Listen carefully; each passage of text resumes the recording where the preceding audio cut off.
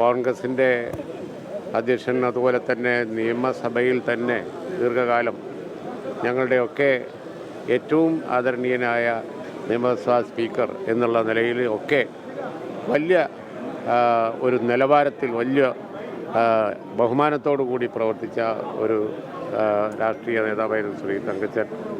അദ്ദേഹം കേരളത്തെ സംബന്ധിച്ചിടത്തോളം ഒരുപാട് പദവികൾ വഹിച്ചു, ഒരുപാട് സ്ഥാനത്തിരുന്നു. അതിനേക്കാളൊക്കെ ഏറെ ജനഹൃദയത്തിൽ സ്ഥാനം പിടിച്ച ഒരു നേതാവായിരുന്നു.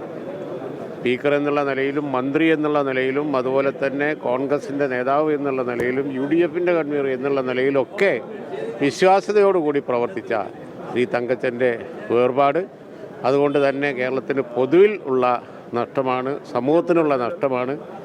ഈ നാട്ടിലെ ജനങ്ങൾ മുഴുവൻ അതിൽ ദുഃഖിതരാണ്. അദ്ദേഹത്തിൻ്റെ കുടുംബത്തോടും അതുപോലെ തന്നെ പാർട്ടിയോടും അനുയായികളോടും ഒക്കെ ഞാൻ ഈ സന്ദർഭത്തിൽ ദുഃഖം അറിയിക്കുകയാണ്. എല്ലാവരുടെയും ദുഃഖത്തിൽ പങ്കുചേരും.